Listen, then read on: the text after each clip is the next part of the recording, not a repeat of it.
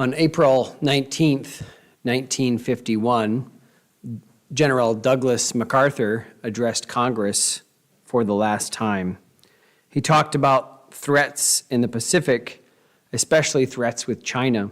He urged the American Congress especially to support Japan, South Korea, the Philippines, and especially the island of Formosa, Taiwan. He said, don't ever let that go. We need that as a stronghold. At the end of his talk, he said this: I have just left your fighting sons in Korea during the Korean War. They have met all tests there, and I can report to you without reservation that they are splendid in every way. It was my constant effort to preserve them and end this savage conflict honorably and with the least loss of time and a minimum sacrifice of life. Its growing bloodshed has caused me the deepest anguish and anxiety. Those gallant men will remain often in my thoughts and in my prayers always. I'm closing my 52 years of military service. When I joined the Army, even before the turn of the century, it was the fulfillment of all my boyish hopes and dreams. The world has turned over many times since I took the oath on the plane at West Point, and the hopes and dreams have long since vanished. But I still remember the refrain of one of the most popular barrack ballads of that day, which proclaimed most proudly that old soldiers never die, they just fade away. And like the old soldier of that ballad, I now close my military career and just fade away, an old soldier who tried to do his duty as God gave him the light to see that duty. Goodbye. That was the end of his speech. Last words are usually summaries, what we want people to know. I don't know if you ever thought about what your last words might be, or what you might want to be, sort of a last address or a last thing that you'd want to impart to those that you loved who are maybe gathered around to hear you say something. Maybe you don't do a lot of thinking about that, but I do from time to time. I think about things like that. The idea, I think, of last words is, listen, if you hear one thing from me, let it be this. Let it be this thing that I want you to know about. It's hard to summarize your life early on. It's always kind of funny to me when people write memoirs and they're young. You know, Bill Clinton wrote his at 58, and he's been on the scene for 20 years since he wrote his memoirs. He's done a lot of other things. Simone Biles wrote her memoirs at age 19. She's done a lot since then even. Miley Cyrus wrote hers at 16. And it's just like, okay, I'm sure you've had some experiences at 16, but you're only 16. How can you write about your life? You don't have the wisdom that comes with living a long life and looking back and being able to put all those life lessons into something. And so what we've been looking at in the life of Job is kind of not just an argument, but kind of an overview of his life. The book starts off just giving us the description that Job was a righteous man, one that feared God and eschewed evil. But then from going back and forth, you'd almost wonder if maybe that wasn't true, because his friends are saying, well, all this has happened to you. It must be that you're wicked. And Job has tried to defend himself. In the last 2 chapters, he said, listen, this was my life before all this happened. I was a righteous man. I helped my community. I was trying to do the best I could with what I had. And so Job now, he's talked about everything, and he's kind of said everything he can say, but now chapter 31 are kind of his last words. In fact, look at the very last verse here in Job 31. The very last, 6 words, the words of Job are ended. Now, whether he said that and sat down, or whether the one who was copying all this down or wrote it down, either way, this is the end of what Job has to say. Now, we'll still hear from him, but it's going to be much shorter, and you'll read a lot more contrition than you will hear tonight. So this is what Job has to say, and he's been speaking of his righteousness, the nature of God, and how God deals with mankind. His friends have not believed him. They've not gone to check on the stories he's told about how he's helped people, the fatherless, the orphans, the widows, those kind of people. They've just said, well, it must be that you're wicked. They've kind of just put Job in a box and said, I know it doesn't always fit, but here it is. So now he ends his speeches. He said his piece, and he's insisting on his righteousness. But in insisting in his righteousness, he's also holding up what is right. He's saying, listen, I have been righteous. And what he talks about are things that we as Christians ought to aspire to, and matters of integrity that we ought to hold up as virtuous. So it's not just Job telling us what he's done, but also saying, listen, this is the right kind of life to live. So what can we aspire to? If we were to write our own obituary, if we were to put our last words in, what would we say? Like Douglas MacArthur saying, I've tried to do my duty. If we were going to say, this is what I've done, could you aspire to these things that Job is going to talk about? He first has an acknowledgement of God's vision over all, or God's watching over all.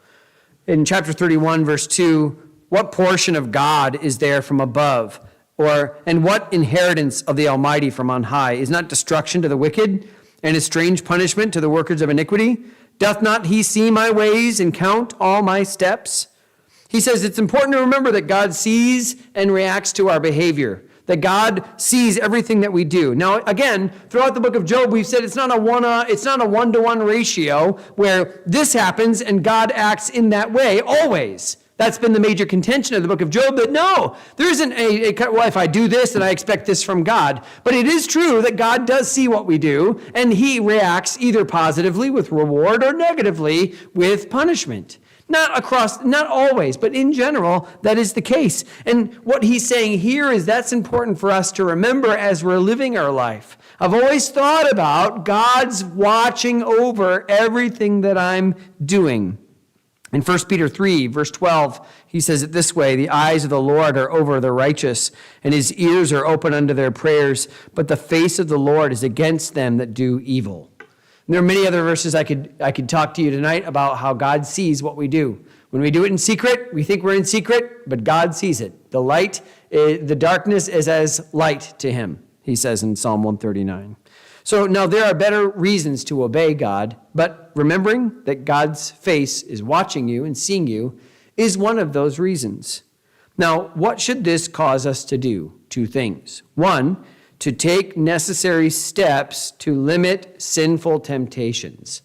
I skipped over verse 1 because I wanted to make the point, but now let's go back to verse number 1. Job starts off by saying, I made a covenant with mine eyes. Why then should I think upon a maid? He's talking about the sin of adultery.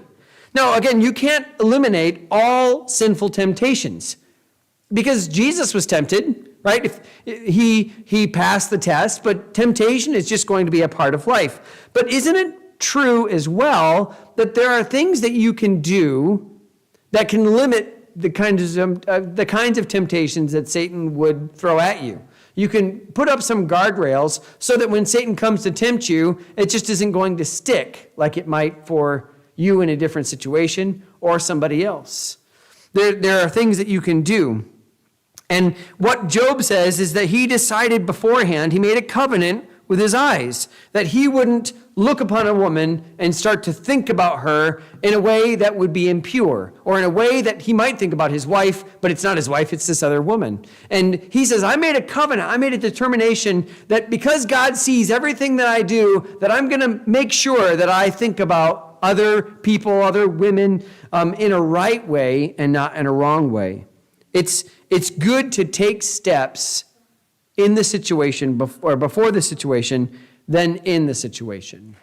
For instance, and I'm not speaking from experience necessarily, but it is, I imagine it's more difficult to, when you're alone with someone of the opposite sex, to resist the temptation. Especially maybe when you were younger. You know, when you're in your teens, in your early 20s, just that temptation to fornication was a lot more when it was at night and you were alone. And so it's just good to put some guardrails in where that sort of thing isn't going to happen. And whatever it is in your life, whatever that thing that Satan knows, do you have some guardrails in your life to set up so that you can say, yeah, that's just not going to be Not that I'm a super Christian, but I know that's where Satan wants me, and I'm just not going to go in these places and do these kinds of things that are going to bring me into contact with sinful temptation. Does God have a way for you to escape? Absolutely, 100%. Does God also want us to use wisdom to make sure that we don't get into that position where we need his escape? Yes, there's prudence there. So that's one principle that thinking about God's face watching over us should cause us to do, to eliminate, as best we can, to eliminate sinful temptations. But two, to remember that there's a judgment day. Look at verse number 4. Doth not he see my ways and count all my steps? If I've walked with vanity, or if my foot hath hasted to deceit, let me be weighed in an even balance, that God may know mine integrity. There's a day that your works will be judged. You'll be weighed in the balances, and God will say, this is what you've done. And the Bible talks about this in a different way in 1 Corinthians chapter 3, verses 12 through 14. Now, if any man build upon this foundation gold, silver, precious stones, wood, hay, stubble, every man's work shall be made manifest, for the day shall declare it, because it shall be revealed by fire, and the fire shall try every man's work of what sort it is. If any man's work abide, which he hath built thereupon, he shall receive a reward. It goes on to say, if you've done these other things, it'll get burned up and you'll still be saved. But the idea is there's a judgment day coming. So the idea that God is watching over us ought to cause us to say, hey, I better be careful of what I'm doing. And Job is saying that idea of God watching over me has really caused me to do righteous things. And again, I don't want you to come to the end of your life and say, I wish I would have remembered that God is always watching me, that God is always looking over the things that I'm doing. To hold that up so that at the end of your life you can say, remembering that God was watching over me, now I'm ready to meet him. I'm not going to meet him with shame because I didn't listen in those private moments, but to be able to say, God is watching over me, he is looking after me, and that can be a great thing. It can be a fearful thing if you're not doing the right thing. So there's an acknowledgement of God's vision or God's watching over all. Second, there's an acknowledgement of the destructiveness of sin. In this chapter, if we just read the whole thing at once, which we didn't do, I'm just taking it in little chunks. It's quite a long chapter, and I thought, well, rather than reading the whole thing as a church, we'll just read it little by little. And my hope is always that the next time you read through the book of Job, it's going to be a lot easier for you to read because we've gone through it together. Hopefully you've taken some notes and you can say, oh yeah, this is kind of what he is talking about here in this verse. And I probably haven't done a very good job of looking at every single verse to everyone's satisfaction, but trying to at least get some of the bigger picture items. But in chapter 31, it's almost like he's invoking a curse upon himself. And he says a series of this, like, if I have done this sin, then let this bad thing happen to me, right? And the things he mentions, of course, aren't the things that actually happened to him, but he's saying, listen, I'm telling you the truth that I've done the right kinds of things. And if I'm lying, if I'm saying the opposite thing, if I've done those things, then let this other horrible thing happen to me. It's meant, again, to be an oath that he has been righteous, he's walked in his integrity. He's asserting that being holy is important because he has tried. So let's look at some of these if I have statements. In verses 7 and 8. If my step hath turned out of the way, and mine heart walked after mine eyes, and if any blot hath cleaved to mine hands, then let me sow, and let another eat. Yea, let my offspring be rooted out. He says, if I followed my own lusts, then let my fruits be taken from me. He says, I don't deserve to eat of my labors if I've sabotaged my way with sin. If I've tried to walked in some crooked way to try to get an advantage, then all the good that I've been trying to heap up for myself, all that should be taken away. And again, I'm sure his friends are saying, well, that's kind of what happened to you. What he's saying is, I've walked in my integrity, and if I'm lying, and if all this is because of my crookedness, then may God take even more away from me. Verses 9 and 10 is another if I have statement. If mine heart have been deceived by a woman, or if I have laid wait at my neighbor's door, then let my wife grind into another, and let others bow down upon her. He's saying, if I've committed adultery, then let my wife be taken, let her become a slave and abused by others. That's how serious he is about how righteous he's been. Again, just like it is important for me to have this integrity in place, and for everyone to know that I've tried to do my best to walk with God. Why? Because in verses 11 and 12, he talks about how sin is destructive.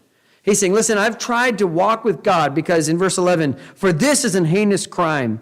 Yea, it is an iniquity to be punished by the judges. For it is a fire that consumeth to destruction and would root out all mine increase. I'm aware of the consequences of sin, Job says.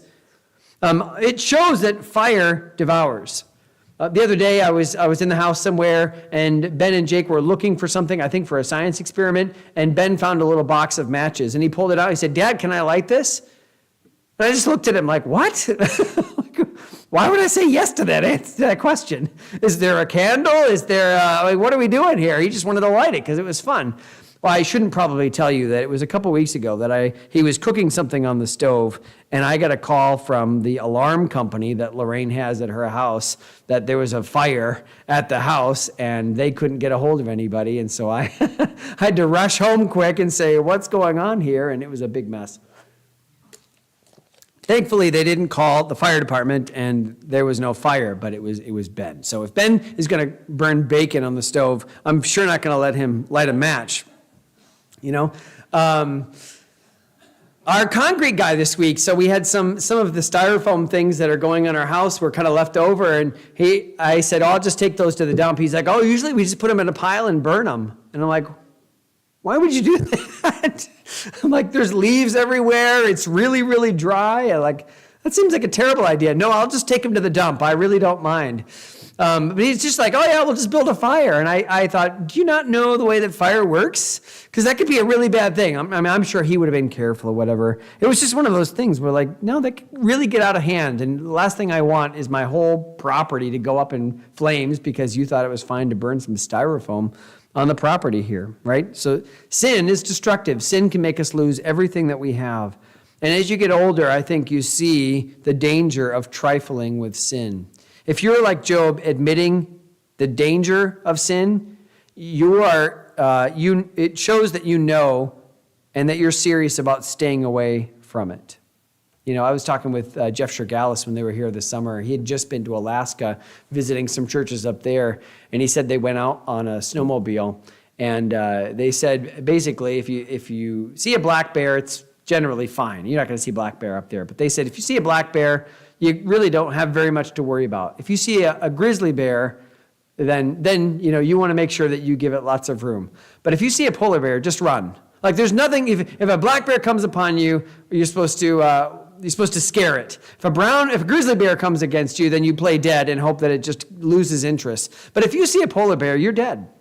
And he said that the pastor is with him. They were just always looking around, and if they spotted a polar bear anywhere, they said, all right, it's time to go. It could be like a mile away, and they're like, doesn't matter, right? That shows, the seriousness of it. If you're like, that's a sinful thing, I'm going to stay away from that, that shows, hey, I really know the destructiveness of this sin.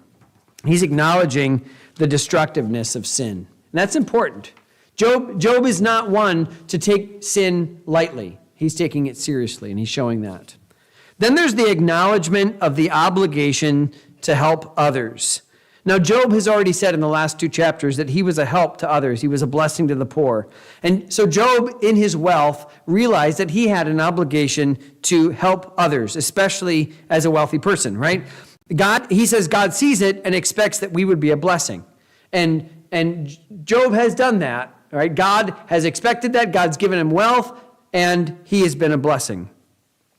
Why is this that Job says it's important for me to help others? Well, verse 15 shows us, did not he that made me in the womb make him?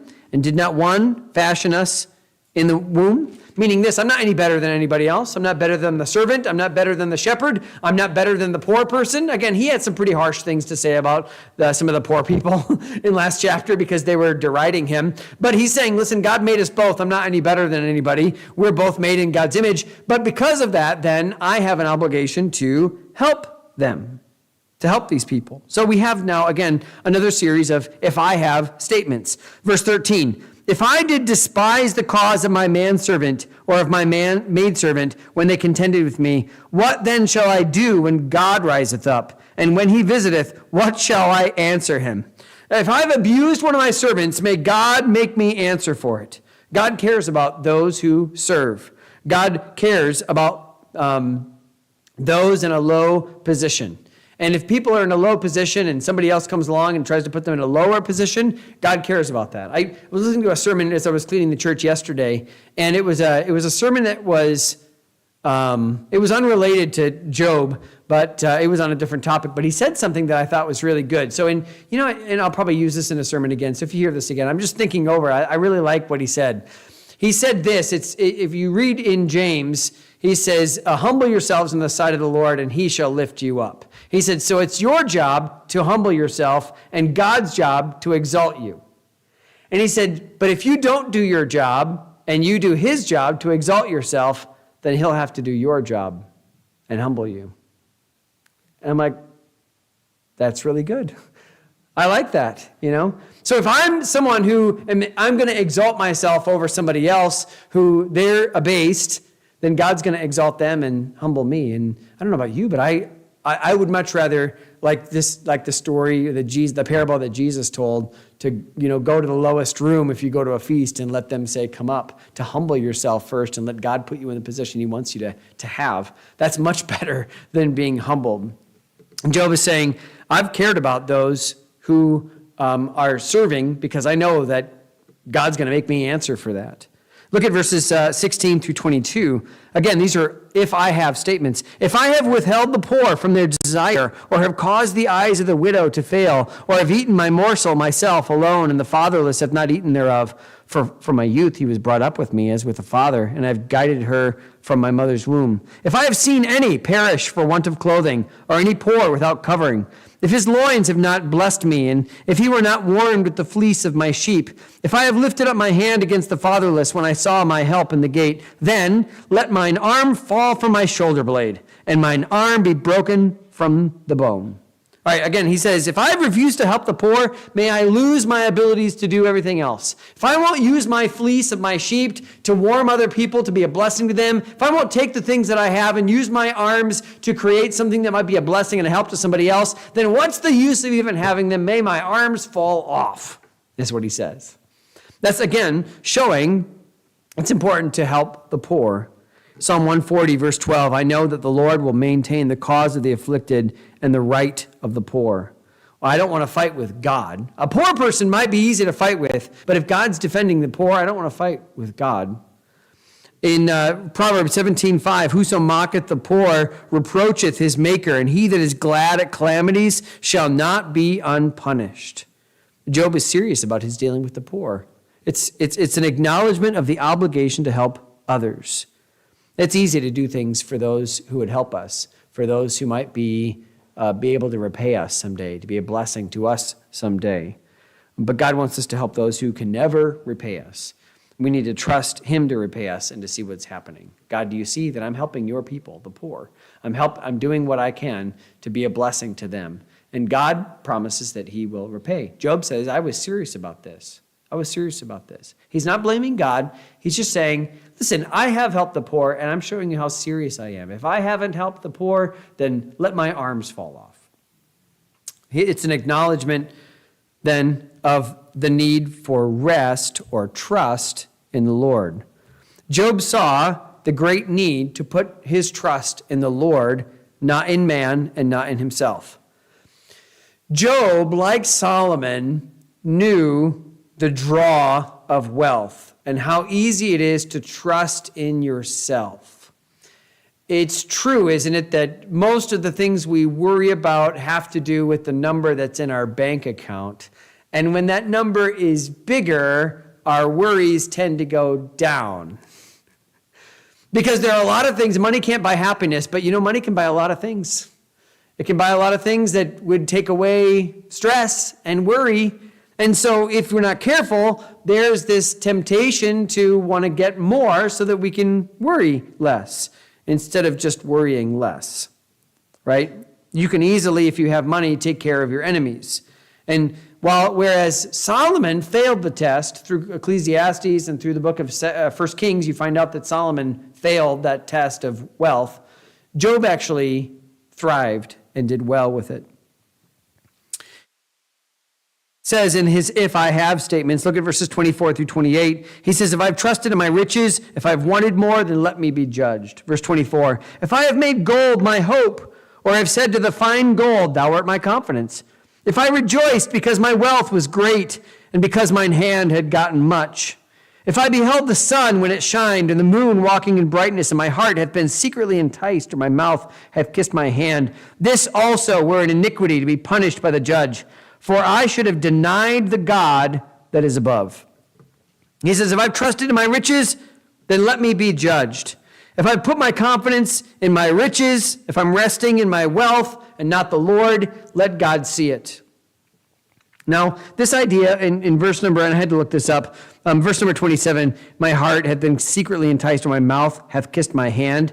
Most commentators think that that's this thing of going like this and then touching the idol. So it's kind of a worship of another idol, or giving credence or credit to some other deity that didn't actually do anything. He says, if I've done that, let God judge me. If I've trusted in my own abilities, if I've trusted in my own wealth, then let this is like a denial of God. Now it's interesting, isn't it? If you read the chapter 1, Job didn't take for granted that just because he was wealthy, that his children were going to be fine. Remember in Job chapter 1, he would often make sacrifices to the Lord on behalf as an intercessory for his children, saying, maybe it is that they're partying and feasting and they've accidentally cursed God in their heart. And he's like, I just got to look after them. I want to watch over them and make sure that they're not under God's wrath and judgment. So again, he learned, even in those wealthy moments, before he lost everything, to trust in the Lord. He says in verses 29 through 31, if I tried to get revenge, that's wrong as well. Verse 29, if I rejoiced at the destruction of him that hated me, or lifted up myself when evil found him, neither have I suffered my mouth to sin by wishing a curse to his soul. If the men of my tabernacle said not, oh, that we had his flesh, we cannot be satisfied. And this is the idea again that Job had people that were against him, and he said, I didn't even want to, wish them a curse in my own heart. Not even that he said, hey, manservant, go get that guy. He said, even just in my own heart, if I am not one that was wishing ill on my enemies. I wasn't complaining to the people in my tabernacle or his servants, the people that were in his tent. I wasn't complaining to them about what was going on, so they felt like they had to go and do something about it. He says, I was depending on the Lord to meet this conflict problem. He says in verse 33, if I covered my transgressions as Adam by hiding my iniquity in my bosom. So again, if I tried to hide my sins, let me turn out just like Adam did. I wasn't trying to hide them. I'm trying to put them right out there. Job isn't saying I'm sinless, but he says when I sin, I bring it out in the open. I say, God, here it is. Verses 38 and 40, he says, if I've done wrong, let my land be cursed with weeds. Going down to verse 38, if my land cry against me, or that the furrows likewise thereof complain, if I've eaten the fruits thereof without money, or have caused the owners thereof to lose their life, let thistles grow instead of wheat, and cockle instead of barley. If I've done wrong, let my land be cursed with weeds. Job has trusted in the Lord. He seemed like a fool to others, but he'll continue to trust God. And part of what his friends didn't understand is that Job had been walking with God. And I think that's the thing that confused and hurt him the most, that he really thought he knew God well, and all of a sudden all this stuff happened. His orientation wasn't toward men. Look at verse 34. Did I fear a great multitude, or did the contempt of families terrify me, that I kept silence and went not out the door? He's like, when there was right to be done, I didn't let what other people thought of that sway me. I didn't stay inside and stay quiet just because people didn't like my decision. I would stand up for what's right. And again, as always, when something is inexplicable, when we say, I just don't understand what's going on here, that variable that we just don't know the answer to, it's better to not move away from God's character. The thing that you know is who God is. The thing you don't know is why this is happening. And Job is just saying, listen, I walked in my integrity. I know that God saw everything I do. I don't know why all this happened. But I do know that God's a good God, and that I've walked in my integrity, that God's seen all of it, and that God rewards the righteous. Now, again, Job was right. Job was right. Because at the very end, we'll see that God restores everything that he lost, even more than that. That doesn't mean that we don't question God at times. And here is a particularly, Job's had some low moments. And here in his last words is a low moment. And I think this is maybe what prompts chapters 38 through 41 when God shows up. But listen to this, verse 35. Oh, that one would hear me. Behold, my desire is that the Almighty would answer me, and that mine adversary had written a book. Surely I would take it upon my shoulder and bind it as a crown to me. I would declare unto him the number of my steps. As a prince would I go near unto him. If my land, verse 37 is where I'm going to stop. He says, I wish I could talk to the Almighty. I wish I could tell him my way, right? If only I had the chance to give my side of the story, he says. He knows in his heart that God does know all of this, but he's frustrated to think that he didn't deserve it. And when he thinks about his righteousness and where that righteousness has gotten him, he says, I just feel like I want answers. I want to go and demand of God if I could. If he was a prince, I would find out where he is and I would go and I'd talk to him. I'd take my book of grievances and I'd show it to him and I'd say, you've not been fair. If only I had the chance to give my side of the story. Have you ever had that where you feel like, man, if I just had like 5 minutes with that person, I could explain what I was thinking, my motives, how all of this happened. If I could just have just that little bit of time, I'd figure this out. You ever had that? You ever actually had those moments and then realized like it didn't actually do any good? Because we don't always get the chance to explain to people what was really going on. It has to sometimes just be what it is. Or if we get a chance, it might only be one chance. You get one chance to try to explain yourself to somebody. And if you even get one chance, that explanation may not sway them, and you might want more. Well, if I had another chance. Well, if I had to do it over again. In the end, people are going to do what they want. You can explain everything. It's logical, and you can talk to everybody else, and everybody else would say, yep, that makes sense. That's logical. They should have made that decision, and in the end, they might just not. I talked with somebody recently that was very frustrated at what they felt was they needed a chance to be able to explain to people what was really going on, and they were just really pretty desperate to be able to have that opportunity. And I watched the frustration in the person's face as they're trying to say, I just want this, and just not having the heart to tell them, you'll probably never get that. It's not maybe right, it's just the way that it is. And here's Job, and unfortunately, Job in chapters 38 through 41 never gets an answer from God about why all this happened. But God does at least affirm what Job says in chapter 31. You're right, Job. You have acknowledged that I see everything, that I'm over all, that sin is really destructive, that you do have an obligation to help others, and you have done that you need to rest and trust in me. You've acknowledged that, and that's good. As Job makes his demands, he should realize in his last moments, in these last words, that God hears all of it, and God cares, and that he should just keep the faith as he understands who God is. And may God help us to do the same thing. God help us as we look at our own lives and as we face trials and things that we're not sure how it's going to go. Help us, Lord, to rest in you. In Jesus' name, amen.